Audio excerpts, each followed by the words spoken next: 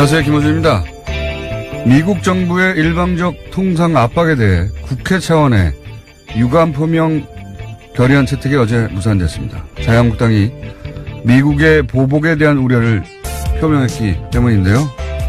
저는 이게 도무지 이해가 가지 않습니다. 트럼프 행정부는 이미 보복 관세를 이야기했고 세이프카드는 발동을 했고 철광 관세는 고관세는 예고를 한 데 이어서 애초 자신들이 부담하겠다고 했던 사드 포대 비용, 운용 비용, 전략자산 파견 비용은 방위비 증액 역시 일방적으로 증액을 압박하고 있습니다. GM의 군산 공장 폐쇄에 대해 트럼프는 내가 대통령이 되지 않았으면 이런 소식 듣지 못했을 거라며 자랑하고 있죠. 한미동맹은 미국을 주저하게 만드는 우리 안전판이 되는 게 아니라 오히려 이렇게 일방적으로 압박해도 쟤네들은 꼼짝 못하겠지 하는 미국의 볼모가 되어 있습니다. 그리고 상대는 이미 한미동맹에 대한 존중 따위 안중에도 없고 대놓고 무역에서 동맹 아니라고 말하고 있는데 거기에 우리도 보복 대응을 하자 이것도 아니고 우려와 유감을 표명하자는 것도 그것조차 못하고 있는 겁니다. 이유 없이 뺨을 맞아도 화를 내기는커녕 미국이니까 또 때릴지 모르니까 그냥 가만히 있자. 이게 보수의 가치인가요? 그런 보수는 필요 없다. 김원준 생각이었습니다.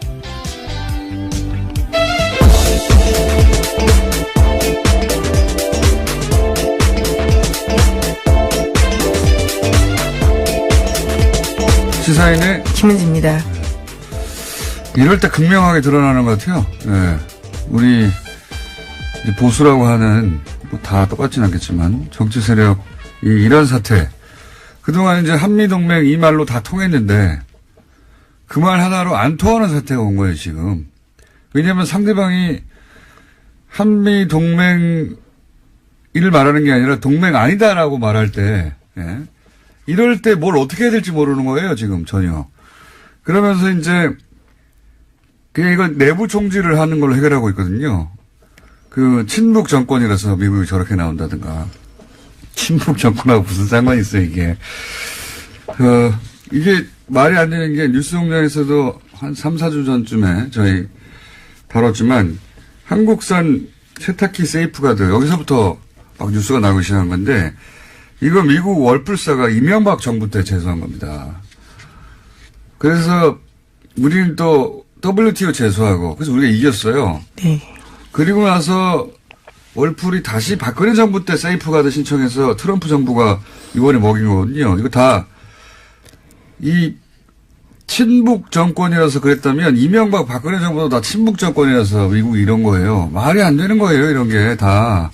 보수 집권할 때 다 시작된 겁니다. 철강도 마찬가지고. 근데 이제 트럼프는 지금 중간선거 때문에 더 밀어붙이는 거잖아요. 어제 저희가 다뤘지만. 네, 올해 11월에 있습니다. 우리가 무슨 외교를 안 해서 그런 게 아니고 우리가 외교를 어떻게 트럼프 탄핵을 막거나 트럼프 제소를 시킬 수가 있어요. 우리하고 상관없는 거예요, 이건. 미국 사정이지. 여기서 갑자기 친북 정권이 왜 나옵니까?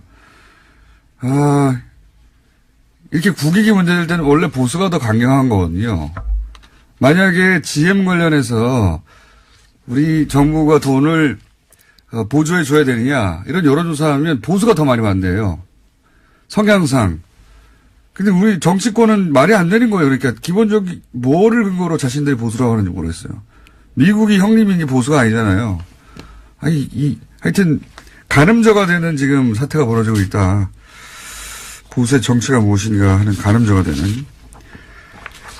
자, 한동안 계속되겠네요, 이거는. 첫 번째 워낙 뉴스는 큰 뭡니까? 이슈여서요. 예. 하지만 다스 소식 먼저 전해드리겠습니다. 예.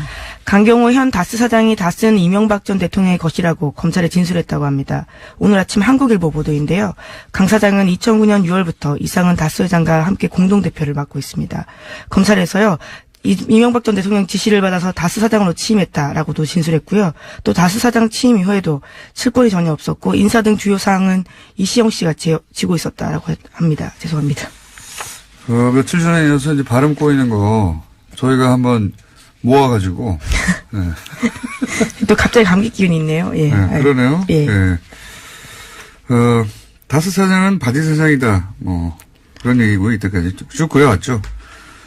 그리고 이제 계속 얘기하지만 뚝이 무너지고 예, 그 뚝을 버틸 힘이 없다는 걸 아는 순간부터 이제 각자 도생하는 것이고 이제 이명박 전 대통령 혼자 남았어요 사실상. 네, 그렇죠. 정말 혼자 남았습니다. 네. 김성우 전 사장도 그렇고요. 또 이동영 부사장도 다 진술을 하고 있습니다. 그리고 이제 검찰이 그 이병모 재산관리라고 저희가 계속 얘기했던 이병모 씨가 구속될 때 그 영장에 다스 실주주 이명박 이렇게 기재를 했어요. 우리가 뉴스공장에서 6개월 전부터 다스 누구 겁니까? 그 질문을 처음으로 시작해서 그리고 또 처음으로 검찰이 여기 답을 한 겁니다. 예, 실주주 이명박 이렇게 답을 한 것이고 예. 네, 검찰이 실소유주로 명시한 것은 이번이 처음이기 때문에 굉장히 의미 있는 일입니다. 그러니까 추정되는 이런 얘기 할 필요 없어요 이제. 사실 많은 언론들이 여전히 추정되는 이라고 하는데 검찰이 여기다 썼다는 얘기는 자신 할 만큼 전직 대통령에 관련된 이야기인데 자신 할 만큼 수사 끝났다는 얘기거든요. 네, 혐의 입증했다라는 뜻으로 보이는데요. 네, 이제 이명박 전 대통령은 정말 남았습니다. 그리고 이렇게 써가지고 구속됐잖아요. 예, 법원도 그렇게 판단한 거거든요, 사실은. 예, 다시 혐의가 소명됐다라고 하고 있거든요.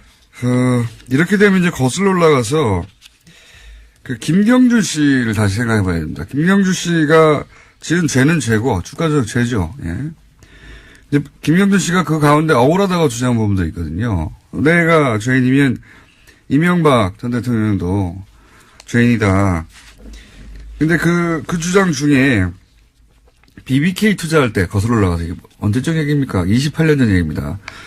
BBK 투자할 때 18년 전이군요. 28년이 아니라. 190억 투자하는데 30분 만에 결정됐다 그러거든요. 근데 이제 그게 사연을 들어보면 김경주 씨는 당시 다스의 김성우 사장을 처음 보는 사람이라고 했어요. 처음 보는 사람. 처음 보는 사람인데 가니까 돈 주더라. 이게 다 이명박 전 대통령이 다스의 실소유주니까 가능했던 거 아니냐 이런 얘기 했단 말이죠. 그때부터. 물론 뭐 지난 18년 동안 인정 안 됐죠. 이 주장은.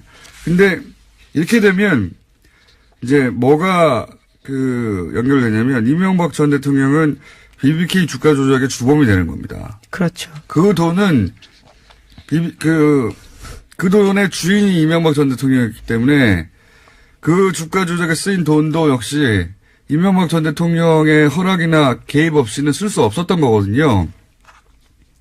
제가 보기에 개인적으로 수많은 일들이 있지만 경제적 관점에서 가장 악질적인 범죄는 이 주가 조직이에요. 네, 김경준 씨는 그걸로 실형을 살았거든요. 꽤 오래 살았습니다. 10년 우리나라에서만 10년까지 살았고 내용적으로 보면 왜 악질적이라고 하냐면 액수는 이보다 큰 게 많죠.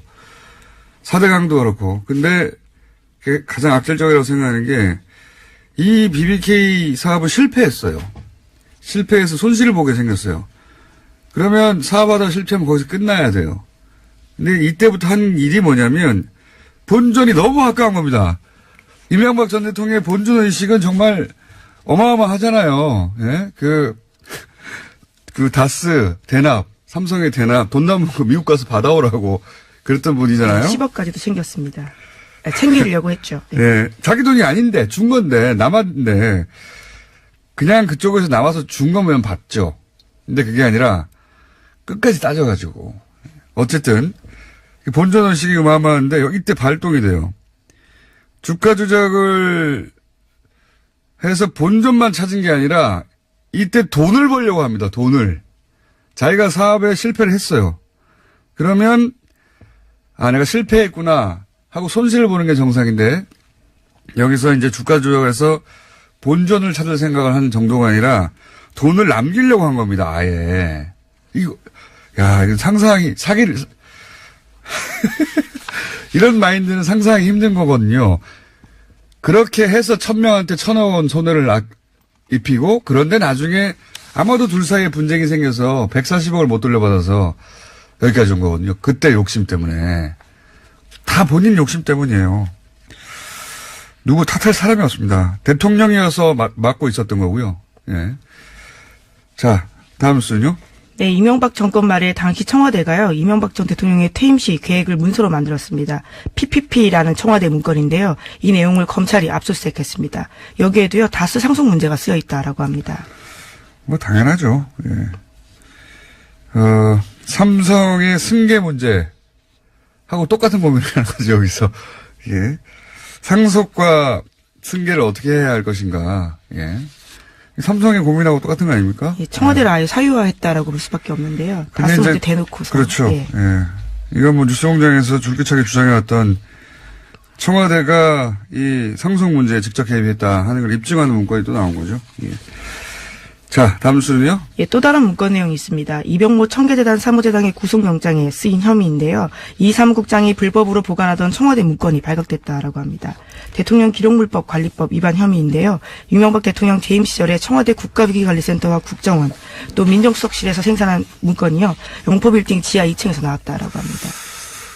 이거 참 궁금하네요. 3월 13일자가 뭐길래. 네, 2010년 3월 13일입니다. 그러니까 2010년 3월 13일자가 뭐길래 그 문서들을 당시에 부속실 행정관이 별도로 건넸을까요? 네, 퇴임경에 줬다라는 건데요. 그 당시가 바로 직후에 천안함 사건이 있었고요. 또 지방선거가 6월 달에 있었습니다. 참 이상한 일이네요. 저는 이제 뭐 여기 예를 들어서 대통령 기록물 관리법 위반 뭐 이런 거 말고 왜 하필 그때 문서를 빼갔을까 궁금합니다. 내용이 궁금한데 이게 이제 1급 혹은 2급, 하여튼 안보 기밀일 테니까 내용은 안 나올 것 같은데 굉장히 궁금하네요. 굳이 이걸 빼간 이유가. 뭔가 나중에라도 챙길 것이 있으니까 그 수많은 문서 중에 이걸 가져갔을 거 아닙니까? 예. 네, 또 대통령 기록물 관리법 위반 혐의도요, 굉장히 좀 존재 위반적이라고 볼 수 있는데요. 이명박 정부 시절에 노무현 정부 때 당시에 그러니까요. 그걸로 고발을 한 적이 있거든요. 국가기록원이요. 다 청와대 주도였다라고 합니다. 근데 왜, 그건 다 알겠는데, 뭐였을까요, 내용이? 그게 궁금합니다. 자, 앞으로 나올래나? 자, 다음 뉴스는요? 네, 마크 펜스 미국 부통령이 북한 대표단을 만날 예정이었지만 북한이 취소해서 불발됐다라는 보도가 나왔습니다. 워싱턴 포스트가 현지 시각으로 20일에 실은 기사 내용인데요. 평창 동계올림픽 개막식 참석차 방한 중이었던 펜스 부통령이 청와대에서 김여정 등을 만나기로 했지만 회동 2시간 전에 북한 쪽에서 취소했다라고 합니다.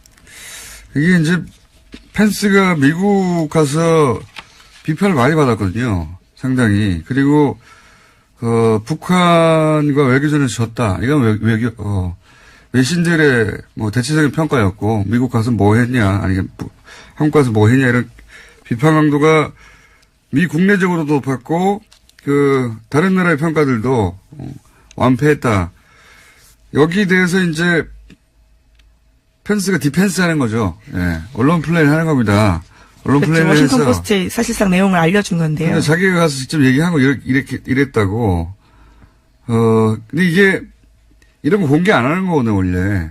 네, 외교적으로 불문율이라고 합니다. 왜냐하면은 이런 마크 접촉을 공개해버리면 다음 마크 접촉을 어떻게 합니까? 다 공개될 거라고 생각해서, 못하게 된단 말이죠. 그만큼 이제 비난을 많이 받았다는 얘기기도 하고 또 한편으로는 이거는 미국 특히 펜스 쪽에서의 디펜스일 뿐이다. 여기에는 굉장히 원래 라임이 살아있네요. 펜스의 디펜스. 그러니까요. 한번 해보니까 괜찮아 계속 하는 거예요. 여기 우리나라 버전이 있을 수 있고요. 그리고 북한 버전이 있을 수 있습니다. 이건 미국 펜스의 디펜스 버전인 거예요. 예. 원래 동네에서 동네 사람들끼리 싸워도 각각 자기 입장이 완전히 갈려요.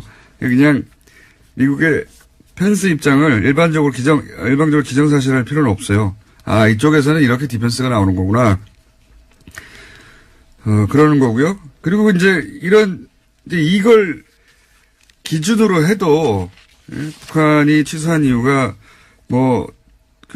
펜스. 직전에 탈북자를 만나고. 그렇죠. 예. 펜스 부통령이 일부러 직전에 탈북자를 만나서 자국민을 고문하는 정권이다. 이렇게 말을 했거든요. 직전에.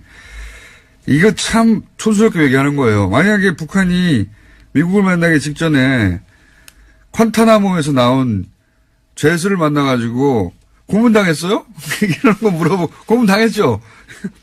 미국도 고문하는 정권이라고 하고 이라크 가가지고 미군들이 성폭행했단 말이죠. 그 감옥에서. 그런 걸 굳이 그 사람들 불러서 피해자 가지고 얘기해봤어. 하면 이거 만나겠습니까? 예. 근데 그렇게 해서 굳이. 예. 잘한 거 하나도 없어요, 그쪽에서. 기왕에 이제 그 넘버2끼리 만나자고 하는 건데 이미 알고 왔다는 거잖아요. 더더욱이. 네, 이미 2주 전에 정해진 일정이라고 하는데요. 이와 관련해서는 워싱턴 포스트가 보도하고 있습니다. 그러니까요. 이거 뭐 저쪽의 일방적인 디펜스고 그 말을 다 맞다고 치더라도 참 촌스럽게 못했어요. 예. 굳이 이럴 필요가 없는데. 네, 위와 같은 소식이 알려지자 북한 노동신문도 관련된 내용을 냈는데요. 명색이 부통령이라고 하는 펜스가 체면도 다 집어던지고 조국을 반영한 쓰레기들을 만났다라는 식의 주장을 하고 있습니다. 뭐 북한은 또 북한 주장을 하겠죠. 예. 근데 우리는 입장을 낼 수가 없는 겁니다. 여기서. 네, 임종석 비서실장은 그에 대해서 입을 열고 있지 않은데요.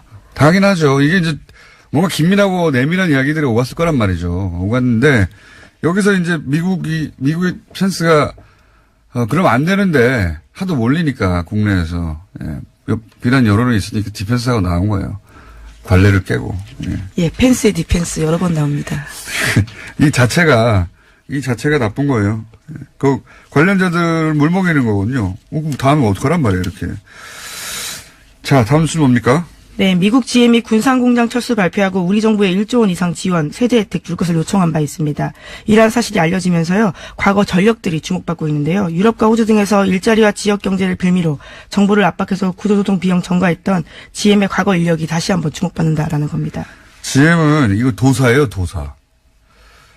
저도 자료를 좀 찾아보니까, 도사구나, 하는 생각이 드는 게, 무엇보다 먼저 눈에 띄는 건, 이런, 이슈를 치고 나오는 시점입니다. 각 나라의 무슨 총선이나, 지방선거나, 이럴 때 직전에, 우리도 시기를 중심으로 보면 딱 그때예요. 우리도 역시, 지방선거 때, 그 여론 때문에 지금 예민하단 말이에요. 그러니까 정부 쪽에서 자기들이 이렇게 때를 쓸 때 때를 쓴다고 그냥 꺼져 이러지 못할 타이밍을 생각해보면 당연한데 철저하게 선택해서 치고 나온다. 이번에도 보십시오. 설 직전 여론이 중요할 때 그리고 지금 뭐 4월 달까지 어떻게 한다 뭐 이런 얘기 있잖아요. 지방선거 직전이거든요. 정부 입장에서는 이게 이제 방어적인 자세를 취할 수밖에 없단 말이죠. 어떻게든 민심 위반되지 않을 정책을 내놔. 뻔히 알면서도 철저하게 그런 거 잘 타이밍을 잡고 더 얄밉죠. 스웨덴 뭐 그런 사례 많이 얘기하고 있지만 요즘 네, 모든 언론들이 사고공장 이야기가 많이 나옵니다. 돈 다 줬는데 떠나요. 자기들 다 먹고 나서. 그러니까 우리도 여기에 공적 자금을 투입하면 1, 2년 혹은 뭐 3, 4년 더 끌 수는 있지만 GM이 그냥 떠나겠다고 하면 아무도 못 말려고 또 떠나는 겁니다. 네. 그래서 저는 그렇게 떠나도 상관없다. 우린 추가 투자 없다. 라고,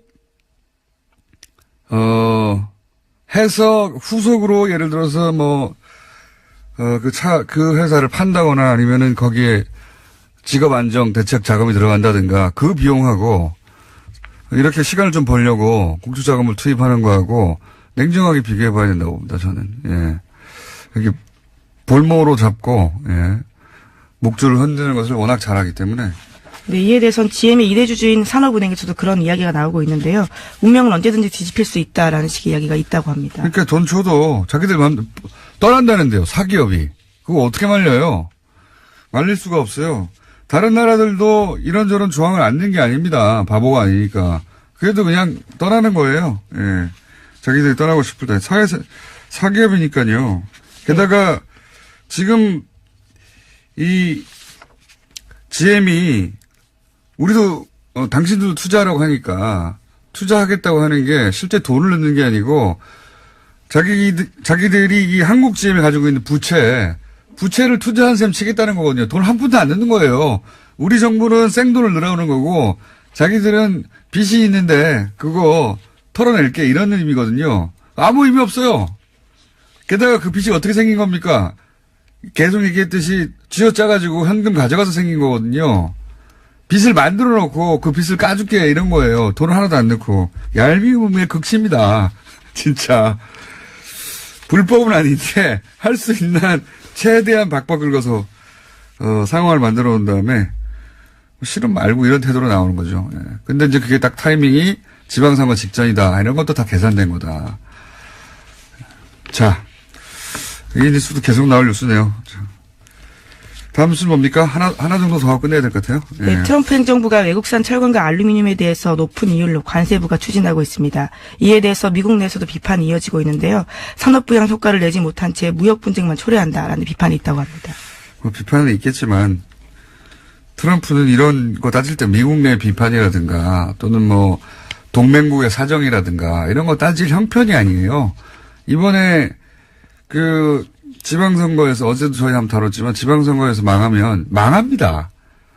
트럼프는. 예. 탄핵 위기까지 갈 수 있다라는 식의 이야기가 그러니까요. 있는데요. 지금 그 상하원이 다 민주당으로 바뀌면 지지율도 어차피 역대 최한데 망해요, 망해. 그러니까 지금 남 쳐다볼 형편이 안 되는데 여기다 대고 무슨 뭐 국내 보수에서 그러니까 우리나라 보수에서 이게 친북 정권이라서 다 말도 안 되는 소리예요. 그냥 관심도 없어요. 거기에 대해서 트럼프는 자기 살 길 찾느라고 하나 정도 더 해야 될 것 같은데 네이버 얘기 잠깐 할까요? 네, 어제 한성숙 대표가 행사에서 한 이야기인데요. 뉴스 배치와 댓글과 관련해서 조작 논란에 휩싸였던 네이버가 뉴스 댓글 정책을 전면적으로 개편하겠다라고 밝혔습니다. 아직 구체적인 내용이 나온 건 아닌데요. 댓글 서비스를 바꾸는 방안을 다각도로 검토하고 있다고 합니다. 자, 이 뉴스는 네이버도 이제 지금 들끓고 있는 예, 뭐 예를 들어 댓글 정책이라든가 뉴스 배치 문제에 대해서 모르는 바가 아니라는 거죠. 예, 모르는 바가 아닌데 댓글에 대해서 매크로가 지금 작동하고 있다라고 하는 정황들에 대해서는 여러 차례 저희도 얘기했고 다른 뉴스에서도 조금씩 다릅니다. 근데 제가 자신 있게 말씀드리는데 다스는 누구 겁니까 할 때처럼 지금 네이버의 댓글은 매크로가 작동해서 만들어지는 겁니다. 이거는 제가 댓글 전문가로서 댓글 전문가 생활 20년 그리고 이제 시발단을 잡아낸 지 10여 년 댓글 전문가로서 하는 말인데 거기는 누군지는 저도 모르겠어요. 누군가 대규모로 매크로를 이용해서 여론을 조작하고 있습니다. 현재. 네, 한성숙 대표도 어제 그에 대해서 인정하는 바에 이야기를 했는데요. 정치 관련 기사에서 특히 조작 가능성에 대해서 인정하는 식의 이야기를 했다고 합니다. 프로그램을 이용해서 조작되는 건 명백한 겁니다. 명백한 건데 그럴지도 모른다가 아니에요. 제가 자신 있게 말씀드리는데 근데 누가 하는 걸까요? 이게 사실은 진짜 주제거리입니다. 여기까지 하겠습니다. 시사인의 김은지였습니다. 감사합니다.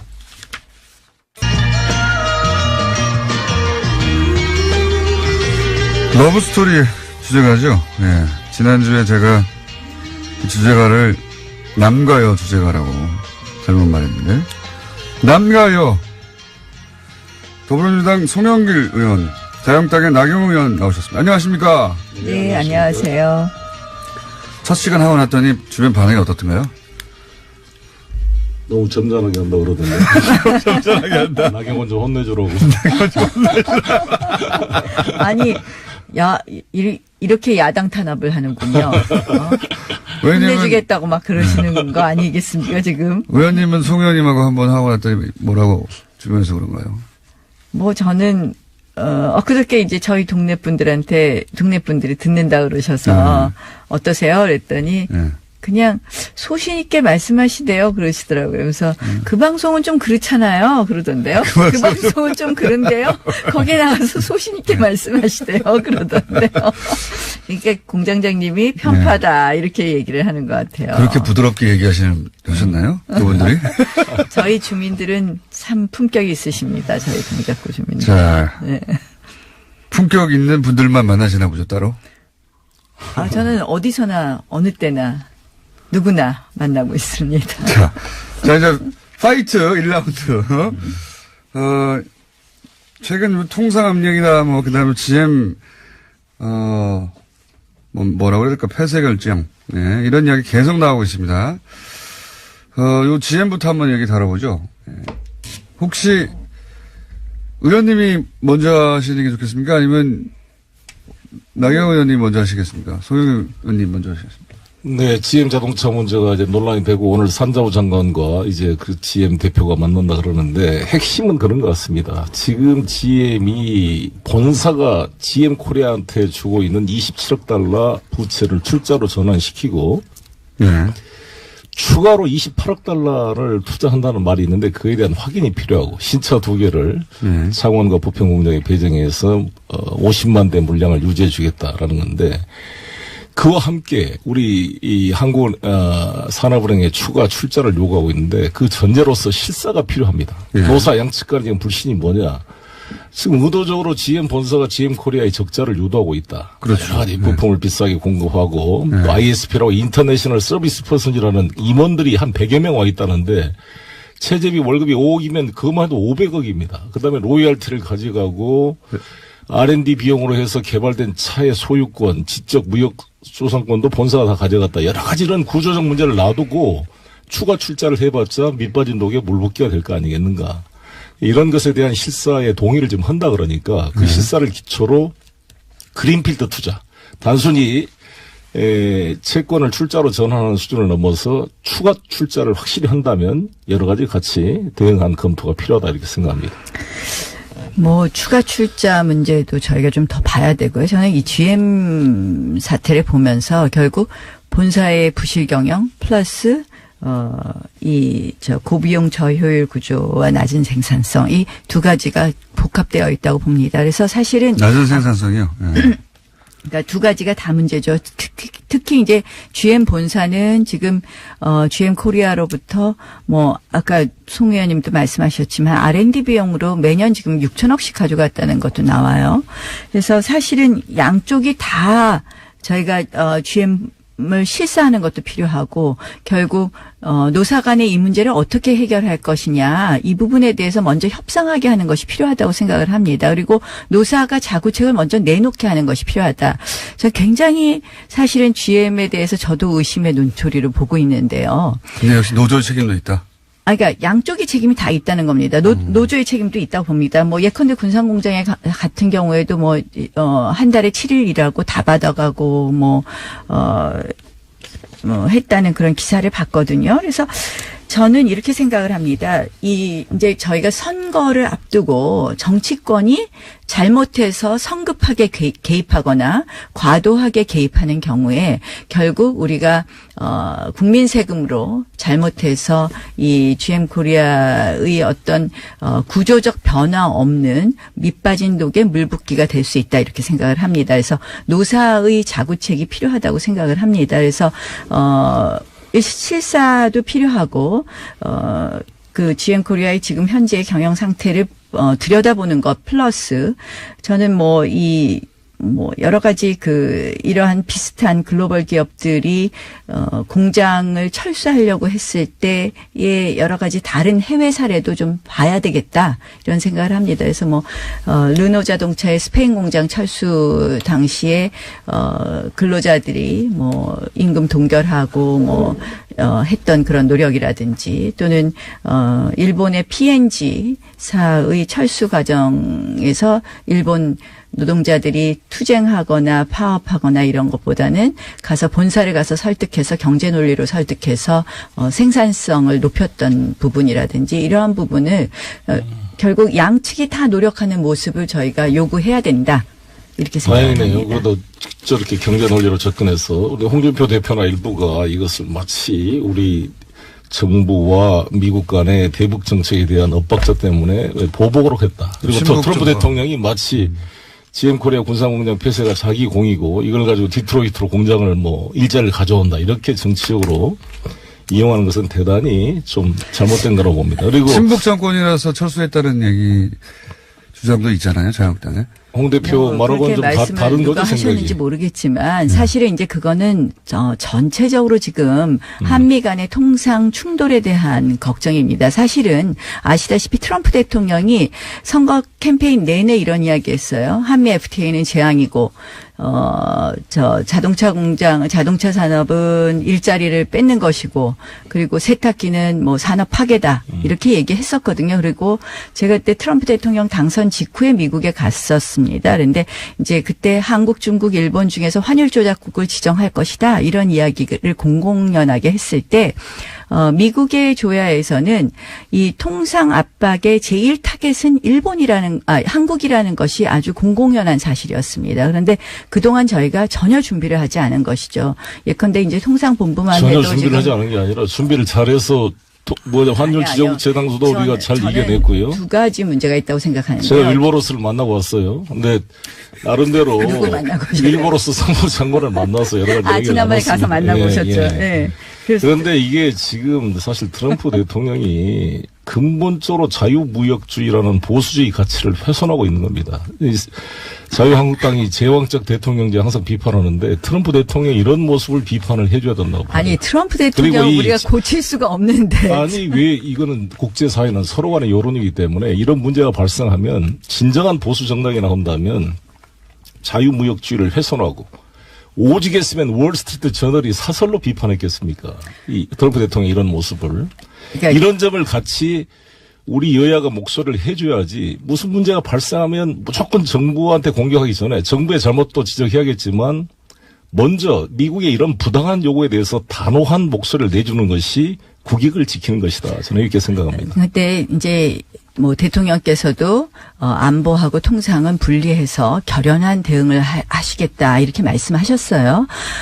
뭐 저희가 듣기에는 속 시원합니다. 근데 과연 우리가 실익이 있을까 굉장히 걱정되는 부분입니다. 이제 준비 안 됐다라고 말씀드리는 것은 이런 거예요. 뭐 통상본부 쪽이 제대로 정비되지 않았다 이런 이야기를 할 수도 있지만 실질적으로 일본 예를 한번 보시죠. 일본은 이번에 철강 수출국 철강을 미국에다 수출을 하는 우리보다 훨씬 더 많이 수출함에도 불구하고 철강에 높은 관세를 부과하는 53% 관세죠.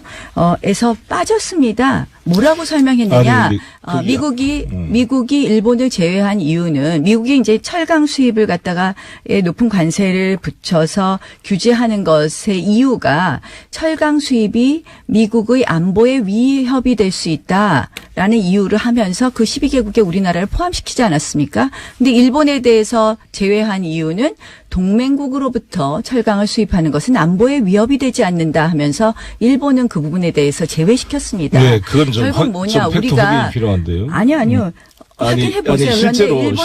이게 실제로 지금 우리 한국이 미국에 수출하는 게 365만 톤이고요. 일본이 수출하는 게 170만 톤이에요. 우리가 2배를 더 많이 수출합니다. 아까 일본이 더 많이 수출하는 건 잘못된 일본이 철강을 우리 대한민국 일본에 비해서 2배가 넘게 수출하고 있어요. 네, 그리고 이거 수출 증가율이 우리가 40%가 늘었는데 일본은 2%가 줄었습니다. 자, 일본이 철강 관세 미국에 수출하는 게 우리가 일본에 비해서 2배를 수출한다니까요. 일본이 철강 관세 폭탄에서 제외됐습니까? 안 됐습니까? 아니, 제외됐잖아요. 그리고 그것은 일본의 세 가지 중에 하나로 아직 확정도 안 된 사안일 뿐만 그러니까 아니라 세 가지 그냥 중에 그 상공부가 백악관에 제시한 3가지 안 중에 하나이고요. 3가지 안 중에 하나이라는 것도 저도 알고 있고요. 4월 11일 날 결정하는 건데 그러니까 지금 결정도 되지 않았고 3가지 안 중에 하나인 걸 가지고 기정사실화해서 논란을 피울 게 아니라 이것 자체의 문제점을 지적하고 대응하는 게 지금 단계에 필요하다 이런 거고요. 그러니까 아까 말씀한 대로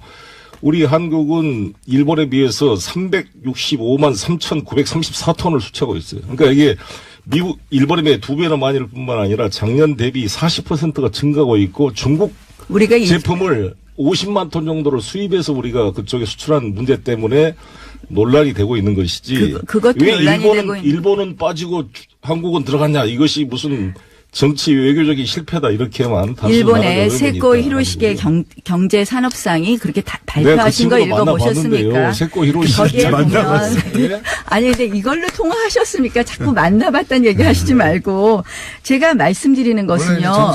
일본이 만나봤어요? 이걸로 서로 싸우잖아요.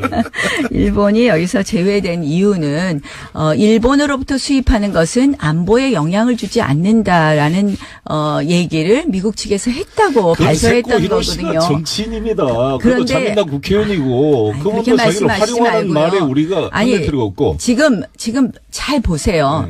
안보와 통상을 분리해서 대응하자. 이게 과연 트럼프의 말입니다. 트럼프의 트럼프 대통령이 그렇게 한다고 해서 우리가 그 논리에 갔을 때 우리가 얻는 이득이 있을까요? 저는 사실은 문재인 대통령이 안보와 통상을 분리한다고 하면서 통상에 대해서 결연한 대응을 한다고 하셨는데 WTO도 우리가 예전에 이미 LG하고 삼성이 세탁기 관련해서 관세 폭탄 맞고 그리고 WTO에 제소해서 3년 후에 승소했는데요.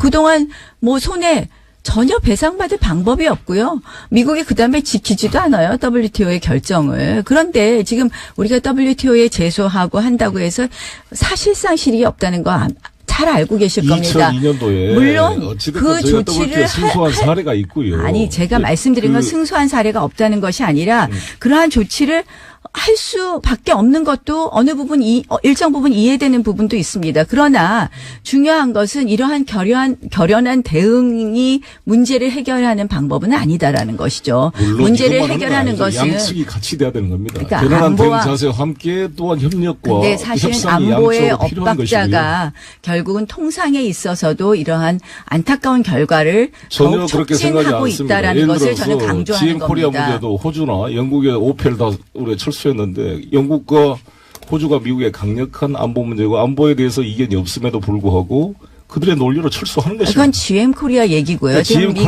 미국의 통상 압박을 말씀을 드리는 겁니다.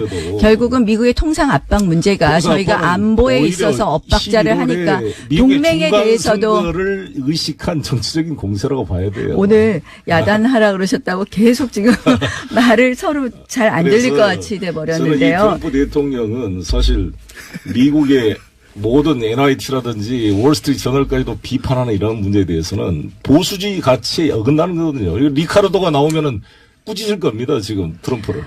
트럼프 대통령이 그렇게 하는 것을 저희가 잘했다고 하는 것이 아니라 그런 트럼프 대통령에 대해서 우리가 어떻게 대응할 것이냐. 우리는 우리 정부에 대해서 이야기를 하는 겁니다. 자유한국당이 한 목소리로 트럼프의 보수주의 가치 위반을 지적해 줄 때 그런다고 해서 바뀔 거예요. 나라의 통상 교섭력이 높아진다고 저는 생각합니다. 자유한국당은 어떻게 대응? 물론 그런 부분에 있어서 저희가 협조할 부분은 협조하겠지만 저희는 생각하기에 지금의 정부의 진단과 처방은 잘못됐다고 보는 어떻게 거죠. 해야 되는 건 들어보죠. 그러니까 저는 결국은 이제 트럼프 대통령이 우리에 대해서 so-called 그러니까 동맹이라고 소위 동맹이라고 불리는 한국 이런 식으로 표현을 했어요. so-called ally는 다 포함됐어요. 재팬도 포함되고 다 포함되는 말입니다.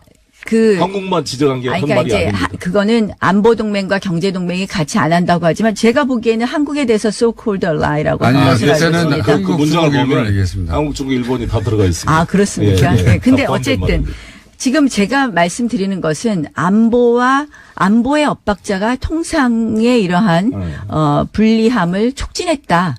이렇게밖에 볼 수 없는 거죠. 사실은 지금 일본이 지금 안보의 엇박자가 난 것도 아니에요. 이것은 그냥 자유한국당의 주관적 해석이지. 견해라는 게 약간씩 차이가 있죠. 우리가 대한민국이 미국의 일부가 아닌 이상 미국과 100% 이해가 일치한다는 것은 그것도 이상한 거예요. 당연히 100% 이해가 일치하지는 조정해 않죠. 가는 것을 그런데 마치 엇박자다 이렇게 말하는 것은 주권을 아니죠. 포기하는 행위죠. 지금 엇박자라는 것이 지금 미국의 일방적으로 똑같이 하자는 얘기는 아니지만 우리가 적어도 북한 문제에 있어서 북한 문제에 있어서 압박을 하면서 대화를 유도자를 지금 사실상 서로 역할 분담으로 잘 해가고 있는 거거든요.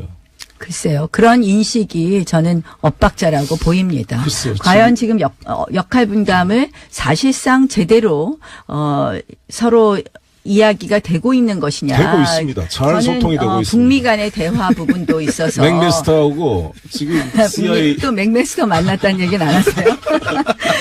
여당 되면 많이 만나거든요. 근데 북미 대화도, 이게 북미 대화를 이제 억지로 추진하다가 일어난 여러 가지 사건부터 시작해서. 아닙니다. 미국 결국은 정부에서 워싱턴 이제 포스트에서 다 북한측 만나기로 합의를 하고 왔다는 거 아닙니까? 지금 북한하고의 북한 측이 왜 깼겠습니까 결국? 그렇죠. 왜 깼습니까? 그러니까 그만큼 미국도 북한과 대화를 할 의지를 가지고 와서 2시간 전에 취소한 게 아쉬운 게 있지만 우리 정부가 얼마나 잘했습니까? 이걸 만들어 주려고 계기를 만드는 게 정말 잘한 거 아니겠습니까? 왜 그랬을까요? 네? 북한은 미국은 지금 북한이 하고 있는 통남 복미 정책, 의 정책에 우리가 무조건 따라가는 것에 대한 그러한 강력한 저는 경고의 메시지 있다고 생각을 합니다. 북한이 깼지만 코리아 패싱이라고 그렇게 비판하던 사람들이 이제 통남 복미인데 왜 코리아가 이제 운전자가 됐는데 왜 그거를 칭찬을 해줘야죠. 이거 안 하면 또 패싱이라 그럴 거 아니에요. 그러니까 이것은 오히려 우리 상황을 주도할 수 있는 계기가 만들어진 것이고 저는 이게 문재인 대통령이 대단하다고 보는데 이거를 잘 만들어냈어요. 현재 상황에서 아직 이제 이방카가 오시고 또 누가 북에서 대표가 올지 모르겠습니다만 저는 이런 시도와 2시간 전에 비록 취소돼서 아쉬웠지만 이런 시도가 양측에서 있었다는 것 자체가 긍정적인 모습이고 이걸 좀 더 발전시키면 저는 접점을 만들어낼 수 있다 이렇게 생각합니다. 네, 이 정상회담의 여건이 성숙되면이라고 말씀하셨는데 지혜로운 말입니다. 그 부분에 대해서는 말씀을 잘 하셨어요. 근데 이 여건 성숙이 어느 쪽을 상대로 한 여건 성숙이냐. 결국은 북한에 대해서는 사실상의 양보가 없는 우리가 가장 큰 원칙이 뭡니까? 북미 대화가 돼야 된다고 말씀하신 거잖아요. 가장 큰 원칙이 비핵화가 내포되어 있는 말입니다. 그러니까 가장 큰 원칙은 핵폐기인데 예컨대 대화의 테이블에 앉는데 저 실험 잠시 중단하고요. 이런 것을 여건 성숙이라고 보시면 큰일 날 거라는 말씀을 드리고요.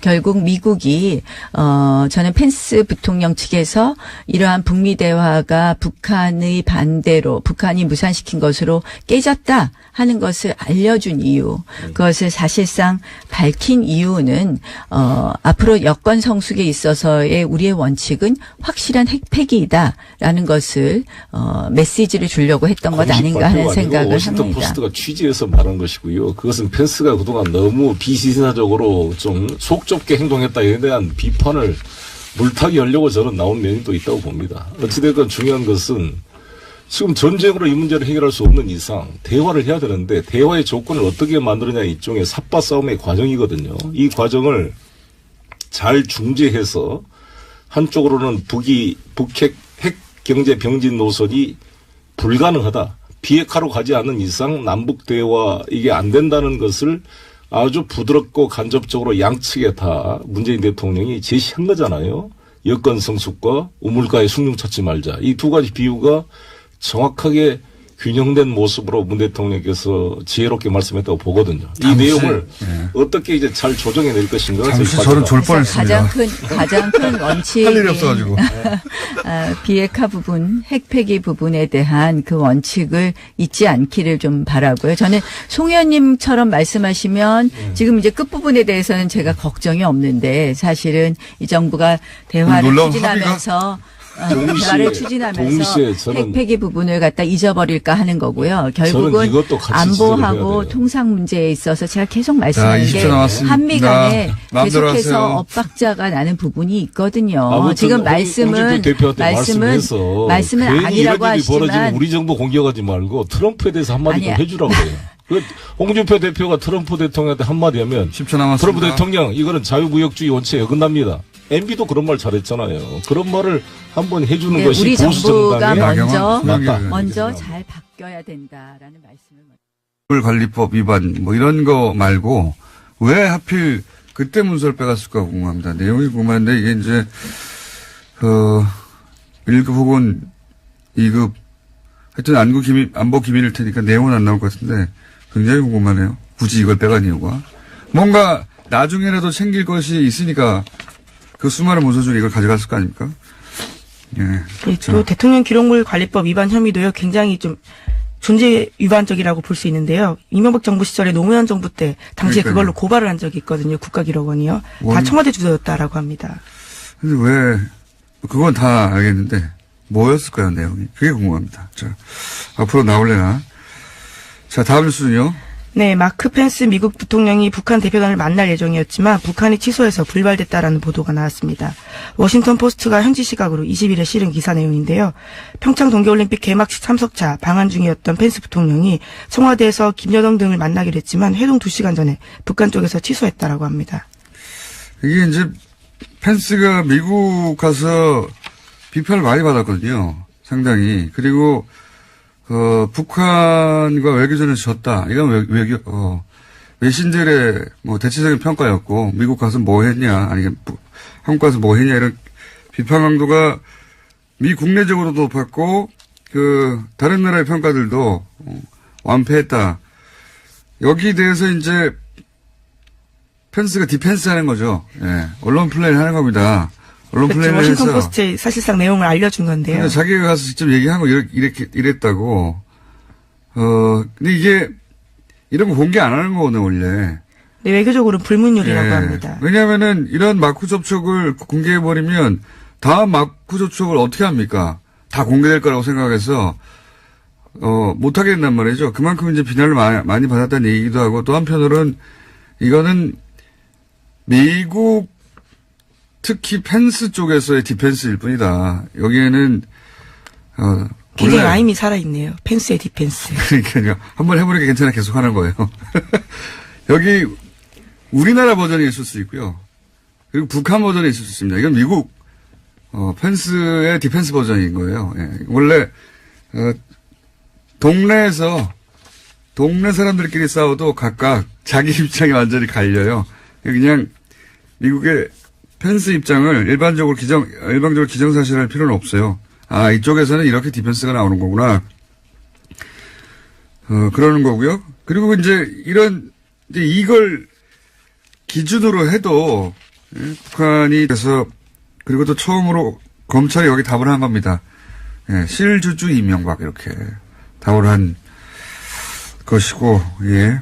네, 검찰이 실소유주로 명시한 것은 이번이 처음이기 때문에 굉장히 의미 있는 일입니다. 그러니까 추정되는 이런 얘기 할 필요 없어요, 이제. 사실 많은 언론들이 여전히 추정되는이라고 하는데 검찰이 여기다 썼다는 얘기는 자신 할 만큼 전직 대통령에 관련된 이야기인데 자신 할 만큼 수사가 끝났다는 얘기거든요. 네, 혐의 입증했다라는 뜻으로 보이는데요. 네, 이제 이명박 전 대통령은 정말 남았습니다. 그리고 이렇게 써가지고 구속됐잖아요. 예, 법원도 그렇게 판단한 거거든요, 사실은. 예, 다시 혐의가 소명됐다라고 하고 있거든요.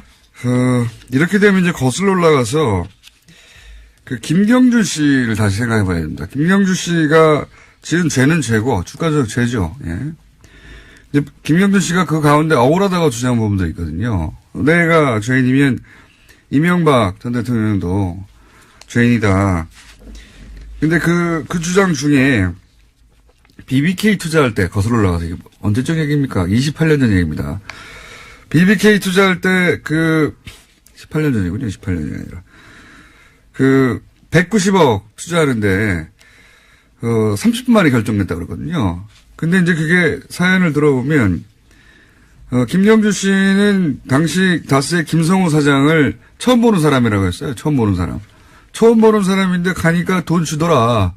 이게 다 이명박 전 대통령이 다스의 실소유주니까 가능했던 거 아니냐 이런 얘기 했단 말이죠. 그때부터. 물론 뭐 지난 18년 동안 인정 안 됐죠. 이 주장은. 근데 이렇게 되면 이제 뭐가 연결되냐면 이명박 전 대통령은 BBK 주가 조작의 주범이 되는 겁니다. 그렇죠. 그 돈은 그 돈의 주인이 이명박 전 대통령이었기 때문에 그 주가 조작에 쓰인 돈도 역시 이명박 전 대통령의 허락이나 개입 없이는 쓸 수 없었던 거거든요. 제가 보기에 개인적으로 수많은 일들이 있지만 경제적 관점에서 가장 악질적인 범죄는 이 주가 조직이에요. 네, 김경준 씨는 그걸로 실형을 살았거든요. 꽤 오래 살았습니다. 10년 우리나라에서만 10년까지 살았고 내용적으로 보면 왜 악질적이라고 하냐면 액수는 이거보다 큰 게 많죠.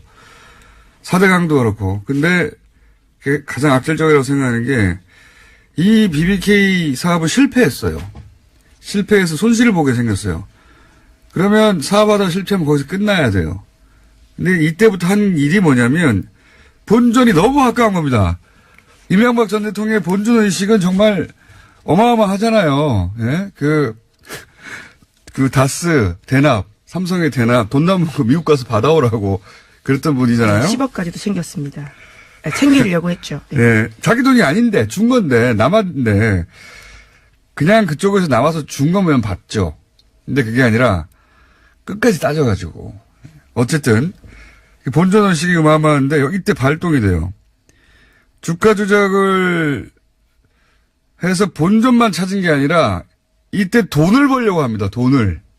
자기가 사업에 실패를 했어요. 그러면, 내가 실패했구나 하고 손실을 보는 게 정상인데, 여기서 이제 주가 조작을 해서 본전을 찾을 생각을 하는 정도가 아니라, 돈을 남기려고 한 겁니다, 아예. 이거 상상이, 사기를, 이런 마인드는 상상하기 힘든 거거든요. 그렇게 해서 1,000명한테 1,000억 원 손해를 입히고, 그런데 나중에 아마도 둘 사이에 분쟁이 생겨서 140억을 못 돌려받아서 여기까지 온 거거든요. 그때 욕심 때문에. 다 본인 욕심 때문이에요. 누구 탓할 사람이 없습니다. 대통령이어서 맡고 있었던 거고요. 예. 자, 다음 순요. 네, 이명박 정권 말에 당시 청와대가요, 이명박 전 대통령의 퇴임 시 계획을 문서로 만들었습니다.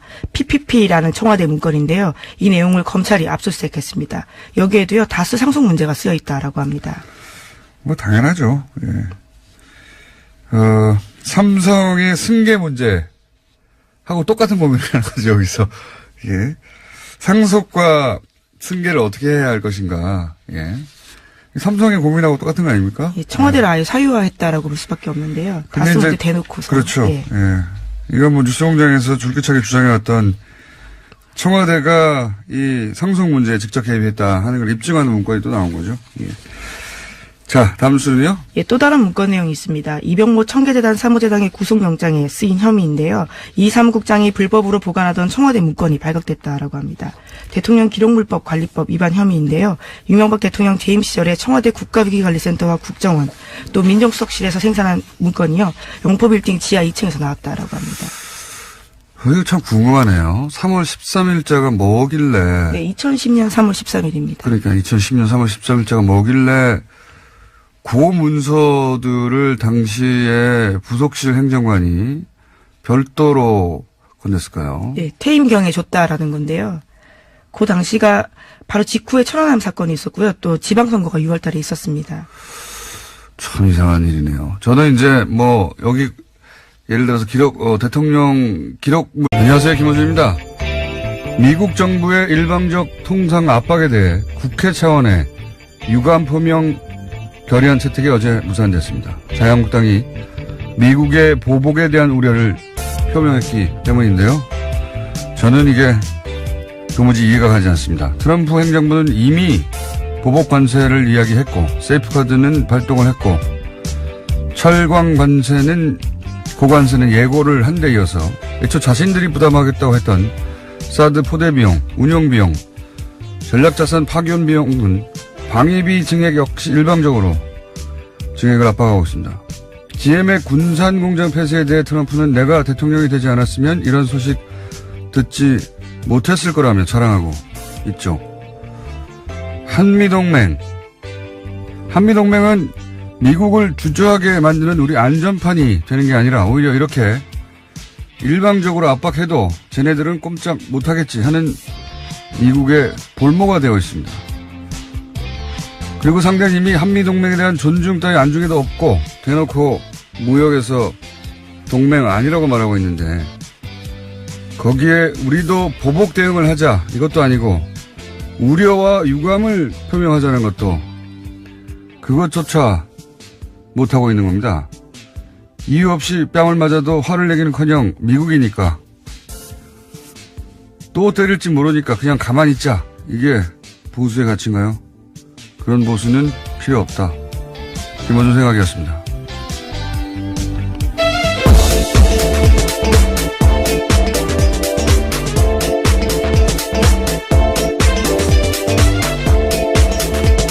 시사인의 김은지입니다. 이럴 때 극명하게 드러나는 것 같아요. 예.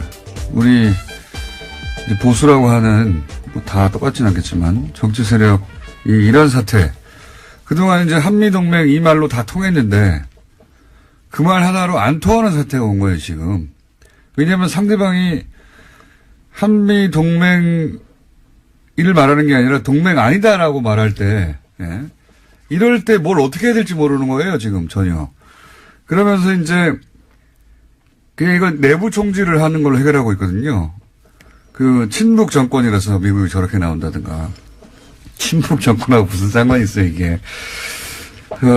이게 말이 안 되는 게 뉴스공장에서도 한 3, 4주 전쯤에 저희 다뤘지만 한국산 세탁기 세이프가드 여기서부터 막 뉴스가 나오기 시작한 건데 이거 미국 월풀사가 이명박 정부 때 제소한 겁니다. 그래서 우리는 또 WTO 제소하고 그래서 우리가 이겼어요. 네. 그리고 나서 월풀이 다시 박근혜 정부 때 세이프가드 신청해서 트럼프 정부가 이번에 먹인 거거든요. 이거 다 이 친북 정권이라서 그랬다면 이명박 박근혜 정부도 다 친북 정권이라서 미국이 이런 거예요. 말이 안 되는 거예요. 이런 게 다. 보수 집권할 때 다 시작된 겁니다. 철강도 마찬가지고. 근데 이제 트럼프는 지금 중간선거 때문에 더 밀어붙이는 거잖아요. 어제 저희가 다뤘지만. 네, 내년 11월, 올해 11월에 있습니다. 우리가 무슨 외교를 안 해서 그런 게 아니고 우리가 외교를 어떻게 트럼프 탄핵을 막거나 트럼프 제소를 시킬 수가 있어요. 우리하고 상관없는 거예요. 이건 미국 사정이지. 여기서 갑자기 친북 정권이 왜 나옵니까? 이렇게 국익이 문제될 때는 원래 보수가 더 강경한 거거든요. 만약에 GM 관련해서 우리 정부가 돈을 보조해 줘야 되느냐 이런 여론조사하면 보수가 더 많이 반대해요. 성향상. 근데 우리 정치권은 말이 안 되는 거예요. 그러니까 기본적인 뭐를 근거로 자신들이 보수라고 하는지 모르겠어요. 미국이 형님인 게 보수가 아니잖아요. 하여튼 가늠저가 되는 지금 사태가 벌어지고 있다. 보수의 정치가 무엇인가 하는 가늠저가 되는. 자, 한동안 계속되겠네요, 이거는. 첫 번째 워낙 큰 뭡니까? 이슈여서요. 예. 예, 하지만 다스 소식 먼저 전해드리겠습니다. 네. 강경호 현 다스 사장이 다스는 이명박 전 대통령의 것이라고 검찰에 진술했다고 합니다. 오늘 아침 한국일보 보도인데요. 강 사장은 2009년 6월부터 이상은 다스 회장과 함께 공동대표를 맡고 있습니다. 검찰에서요. 이명박 전 대통령 지시를 받아서 다스 사장으로 취임했다라고도 진술했고요. 또 다스 사장 취임 이후에도 칠권이 전혀 없었고 인사 등 주요 사항은 이시영 씨가 지고 있었다라고 합니다. 죄송합니다. 며칠 전에 이어서 이제 발음 꼬이는 거 저희가 한번 모아가지고. 네. 또 갑자기 감기 기운이 있네요. 예. 네, 그러네요. 예. 네. 다스 사장은 바지 사장이다. 뭐 그런 얘기고 이때까지 쭉 그래왔죠.